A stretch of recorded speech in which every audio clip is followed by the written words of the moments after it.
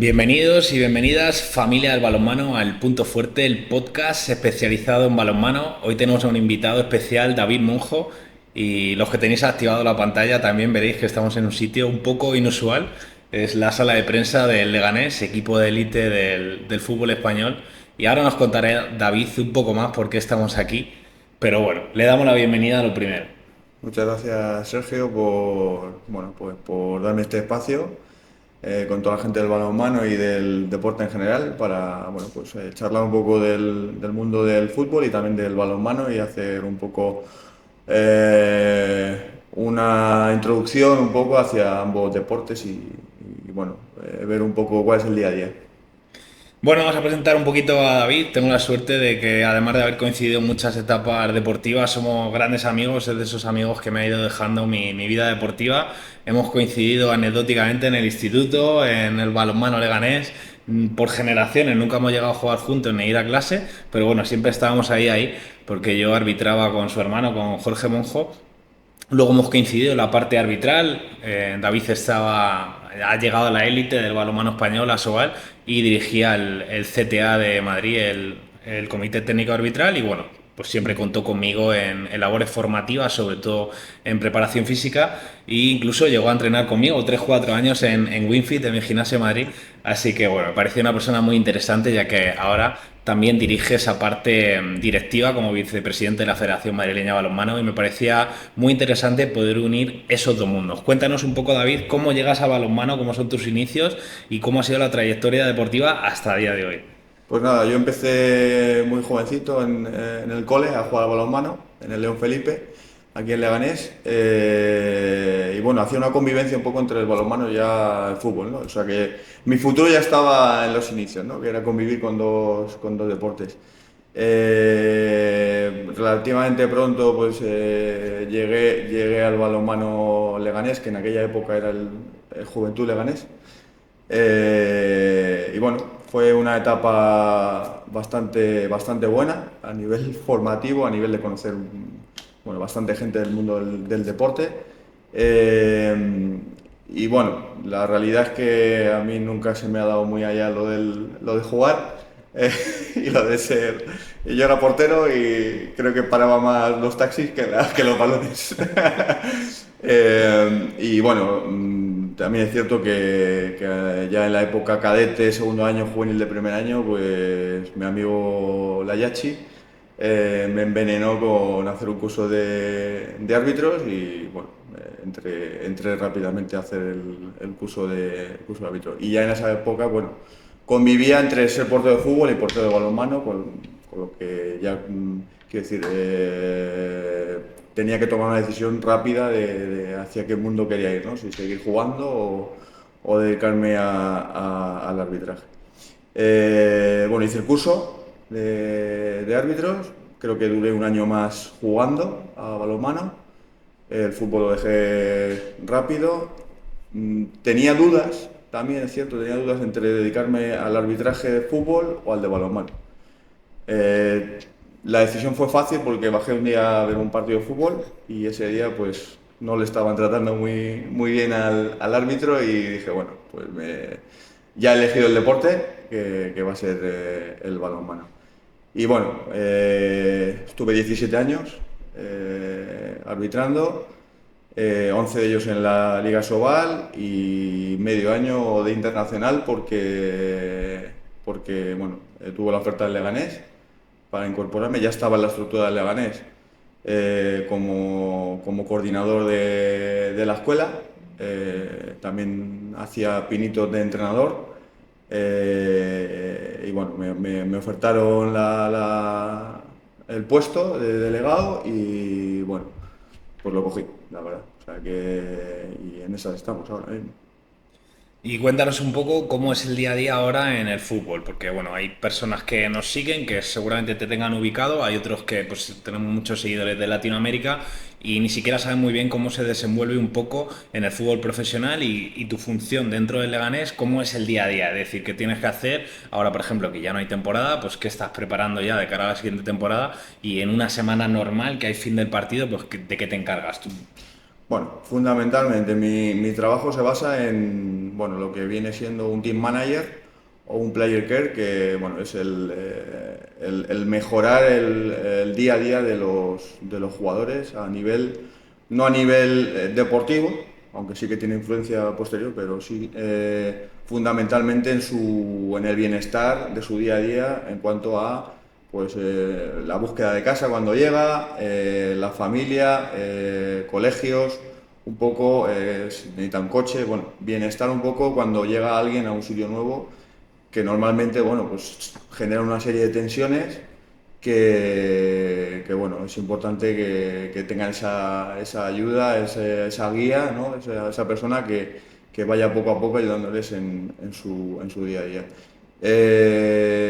Luego, fundamentalmente, en lo que es el día a día de un entrenamiento, mi función se basa en coordinar un poco que el entrenamiento vaya bien, ¿no? Las planificaciones semanales de cuándo se entrena, a qué hora se entrena, si hay comida, si no hay comida, si hay desayuno, si no hay desayuno, un poco en el día a día de la gente que está en el entorno del primer equipo, que al final eh, calcula que son unas 42 personas, entre jugadores, staff y cuerpo técnico. Y bueno, en los partidos me encargo de las sustituciones, de la relación con los árbitros, con lo cual en esa parte bien porque lo he vivido durante 17 años, con lo cual sé cómo tratar al colectivo arbitral cuando vienen al estadio, de que se sientan cómodos, de que estén bien, de cumplir un poco con sus necesidades. Y, bueno, normalmente pues todo el tema de licencias, bueno, lo que viene siendo un delegado al uso que conocemos en el mundo del deporte. Y bueno, ahora estamos preparando la pretemporada. Nosotros normalmente este mes de junio estamos de vacaciones, pero las vacaciones son cortas porque hay que preparar un montón de cosillas. Nos vamos de gira a México y Estados Unidos en el mes de julio. Tenemos allí 3 partidos.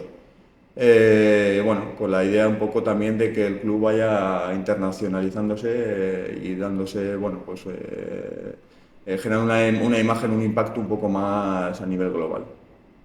¿Y cómo podríamos ver, tú que has estado en el balonmano profesional y en el fútbol profesional, cómo son las diferencias estructurales del fútbol y del balonmano? Obviamente económicas, sabemos que hay un abismo, pero tú que estás desde dentro y que lo has vivido desde dentro ambos deportes, ¿qué crees que puede haber diferencia y cómo nos podemos acercar el balonmano a eso que tiene el fútbol ahora? Bueno, lo que has dicho, hay dos cosas fundamentales que son las diferencias, que es la parte económica y luego la parte de estructura. O sea, yo siempre he pensado que es difícil buscar la manera de que el balonmano llegue bueno, pues a parecerse, ¿no? Al fútbol. Es difícil porque es el deporte rey. Ya vemos los estadios de fútbol como están hasta arriba, los de balonmano, pues bueno, bien, vamos mejorando, pero no llegamos a ese punto. ¿De qué manera podemos mejorar? Primero con las estructuras. Yo creo que los clubes de balonmano tienen estructuras pequeñas, también es cierto que a nivel económico a lo mejor no se puede sustentar, pero hay muchas maneras de... Yo creo que hay mucha gente en el entorno de los clubes, y hablo de clubes, pero también podríamos hablar de la federación, con ganas de aportar, con ganas de aportar, con ganas de estar y seguramente sin necesidad de un retorno económico, simplemente por el hecho de ayudar. Y creo que los clubes y las federaciones tal se tienen no que aprovechar, pero sí, oye, generar ese clima de, oye, que la gente quiera aportar, pues incluirla en esa estructura y creo que hay que crecer en eso. Y a partir de crecer en eso, en esa colaboración o en esa ayuda por parte de las personas, creo que podemos asemejarnos un poco a lo que es una estructura de un club de fútbol que al final es gigante, o sea, es grandísimo, pero que yo creo que en eso podemos acercarnos mucho. Y luego a raíz de ahí, cuanto a más gente seamos en la estructura de un club o una federación, más fácil es de llegar a los entornos económicos. Creo que el entorno económico, pues siempre nos basamos en lo típico, en patrocinadores privados y en instituciones. Es difícil captar la atención de esa gente, con lo cual el objetivo principal es crecer en estructura y luego crear un producto o generar un producto atractivo para esas empresas o esas instituciones. Claro, al final nosotros también lo hablamos mucho en el punto fuerte, ¿no? En cuanto a lo que tiene que ver con preparación física, porque muchas veces nos quejamos de los medios y está claro que no todo el mundo tiene pista 5 días a la semana, ni todas las instalaciones tienen gimnasio con el último material, pero cada uno tiene lo que tiene y hay que trabajar con lo que buenamente podamos. Si se puede hacer una preparación física con 4 elásticos y 4 mancuernas y obviamente pues si tienes unas instalaciones como las que tiene el Leganés, pues haces malabares, pero creo que también como dice David, también está la voluntad de las personas que quieren trabajar y de vale, pues con esto que tengo ahora mismo, con las cartas que me han tocado, voy a intentar sacar el máximo rendimiento posible. Y ya no es solo pensar en el primer equipo y decir, vale, pues voy a llenar el estadio y el partido a Sobal de turno, vamos a sacar rentabilidad, sino como me comentaba David hace un rato, voy a trabajar desde la base para que realmente esto a lo mejor a corto plazo no sea muy rentable, pero en 4, 5, 6 temporadas realmente podamos hacer cosas interesantes. Eso es. Al final, el proyecto de un club o de una federación o de cualquier ente deportivo tiene que ser a largo plazo tener un producto atractivo pero tanto interno como externo. Tanto interno para la gente que está en el día a día, de que se puedan quedar, porque muchos clubes tienen bueno, pues la penitencia de que muchos jugadores se van. Pero cuando los jugadores se van, pues hay muchos motivos. Pueden ser motivos de que cambio de domicilio, por ejemplo, o puede ser porque otro proyecto sea más atractivo por algún... No, no porque a nivel deportivo sea mejor, porque seguramente se pueda ir y en un año se dé cuenta que a nivel deportivo estaba mejor donde estaba, sino generar un producto atractivo para que la gente no se vaya. Y luego a largo plazo, pues fidelizar esa masa social que tú tienes para poder llegar a esos entes un poco más privados. Y sí, lo que comentabas, a nivel de recursos, evidentemente, un club de fútbol tiene muchísimo más recursos, no solo económicos, sino pues eso, a nivel de preparación física. Además, nuestro club está muy, muy, muy enfocado en esa dinámica de preparación física, porque de hecho, dentro de la estructura del club, bueno, pues los compradores, ¿no? de este club, que es Blue Crow, tienen una masa muy, muy fuerte a nivel de preparación física. De hecho, uno de los vicepresidentes del club es destinado directamente a la preparación física. Tú has podido ver un poco el gimnasio. Tenemos de todo tipo de maquinaria y herramientas, de hecho, muy enfocadas a la parte del jugador, al día a día del jugador. Tenemos incluso una piscina de agua fría, que decir que tenemos recursos para eso. ¿Se puede llegar por parte del balonmano a eso? Es difícil. Es difícil. Tenemos que ser realistas, ¿no? No vamos a llegar a tener una ciudad deportiva y tal. Pero podemos acercarnos, sí. Pues tú has comentado, pues herramientas, con pocas herramientas se pueden hacer seguramente los mismos ejercicios que hacemos aquí en el día a día y muy preocupados por el jugador. Yo creo que también es cierto que los clubes tienen que crecer en esa parte de preparación física. Yo me acuerdo cuando estuvimos en el comité de árbitros, una de las cosas que teníamos muy clara era que la preparación física de los árbitros, incluso a nivel territorial, tenía que tener esa herramienta de consulta o de ayuda para poder crecer. Y creo que los jugadores del día a día del club también necesitan esa herramienta, porque muchos, aparte de lo que hagan en su día a día del club, presupongo que estarán en un gimnasio, pero por su cuenta, en muchos casos. Yo creo que tiene que haber una figura en el club, o dos figuras en los clubes de fútbol, de balonmano, perdón, que pueda ayudarles en eso. Claro, porque desconozco muy bien cómo está el fútbol, pero el balonmano hoy en día cada vez es más físico y muchas veces pues no se cuenta con el presupuesto para decir, venga, hago 4 o 5 fichajes estrella, sino que tengo que trabajarlo desde la base y muchas veces con una buena preparación física hay equipos que barren a otros y tampoco son excelentes a nivel técnico-táctico. Entonces, claro, ¿qué importancia cobra en este caso la preparación física? Porque es lo que nos toca a nosotros en el punto fuerte, pero también lo que he hablado muchas veces con David, el tema de la formación, la educación. ¿Por qué siempre tus esfuerzos están tan centrados en ese tema? Bueno, yo creo que es básico. O sea, incluso el proyecto de la federación en los próximos 4 años, uno de los pilares básicos es la formación. aparte del aumento de licencias, de aumentar un poco la masa social en ese sentido, o estar mucho más cerca de las instituciones, potenciar un poco también la organización de eventos un poco mejores para ese producto. Uno de los pilares es la formación, pero no solo la formación de entrenadores, jugadores, árbitros, sino la formación de toda la masa social, incluido pues todo el engranaje o toda la masa del balonmano. Para mí es importantísimo. O sea, estar bien formado, de poder tener esa herramienta de formación, me parece básica para tener el conocimiento, porque muchas veces lo llevo un poco también siempre al arbitraje porque ha sido casi en mi vida, pero a mí me ha demostrado que tener una base fuerte de conocimiento y de tener esa herramienta, de darle esa herramienta a la gente, ha hecho ser diferente o ser diferentes a otros perfiles parecidos o otras territoriales, otras partes del balonmano. De hecho, pues en los 6 años en los que estuvimos, la federación o el comité de árbitros en esa época era un ejemplo a nivel de estructura, a nivel de formación, o sea, creo que es básico bueno, sobre todo para cuando estás en tu día a día, tener ese conocimiento.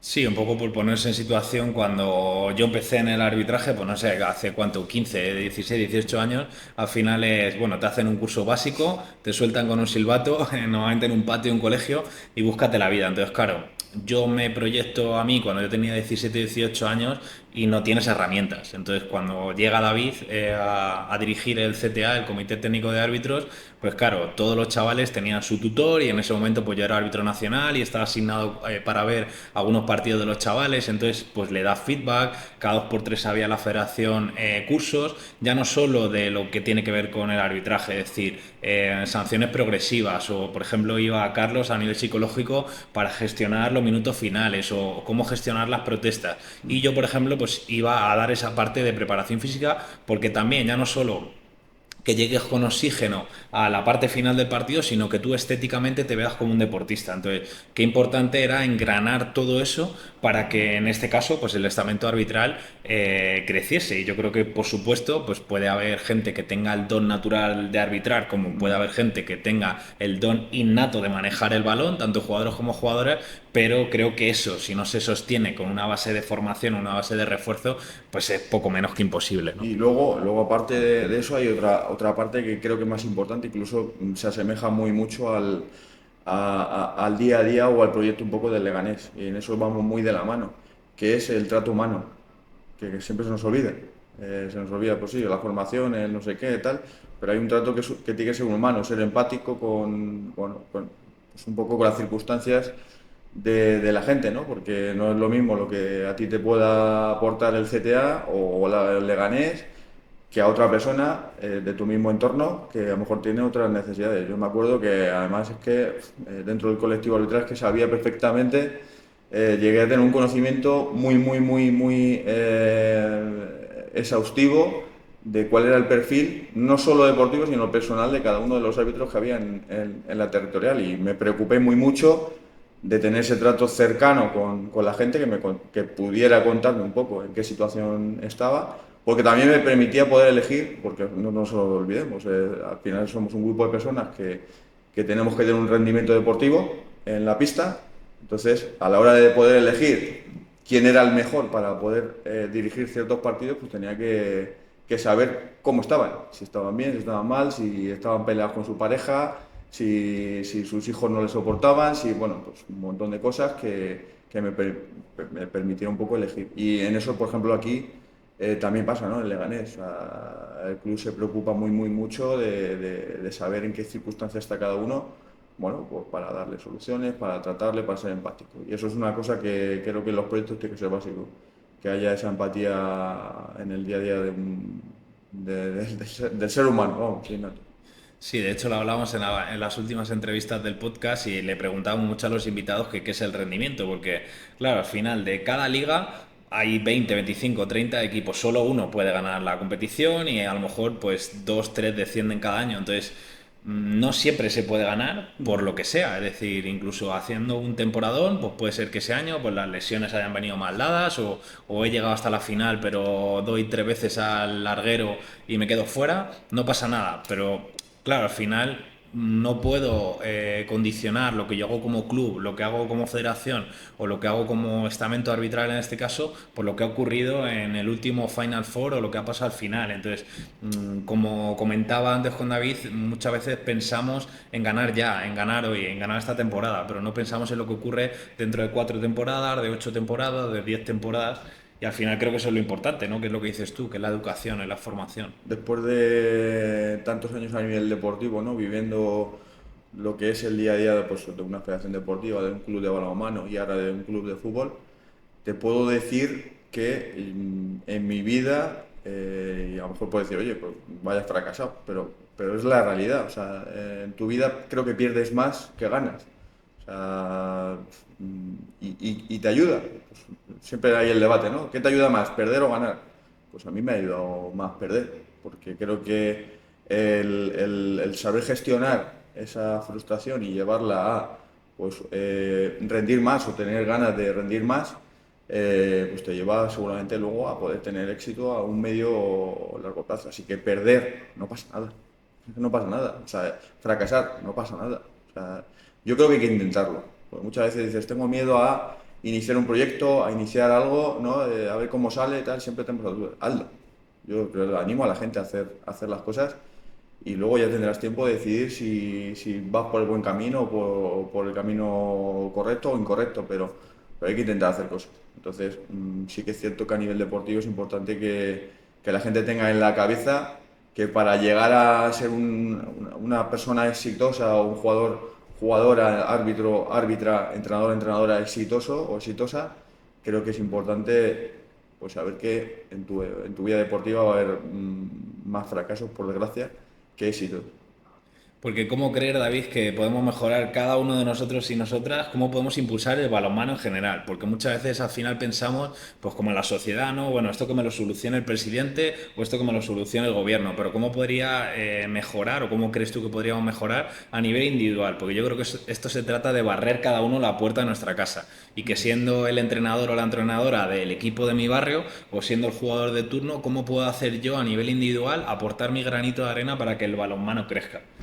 Bueno, pues primero es importante que sí, bueno, es cierto que a nivel individual puedo aportar, pues evidentemente puedes aportar, pero creo que es un problema más global, ¿no? Es decir, que la gente no abandone el balonmano, bueno, porque en el corto plazo no esté donde quiera estar, ¿no? Pues yo cuando entiendo que la gente empieza a entrenar o empieza a jugar o pues tiene unas expectativas.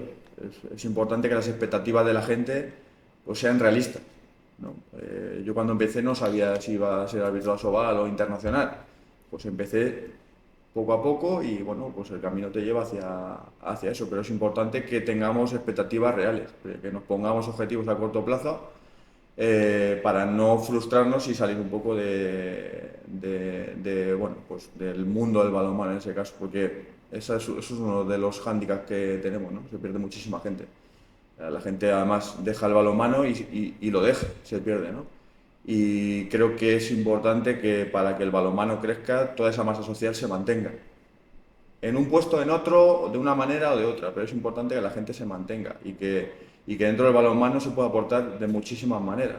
Si uno ha sido árbitro, pues seguramente pueda aportar en el mundo de los entrenadores, en el comité de entrenadores o en otros, o a nivel más directivo. Quiero decir que siempre se puede aportar y eso es importante para que el balonmano crezca, tiene que tener una masa social importante, como los clubes. Es decir, al final la federación es un club.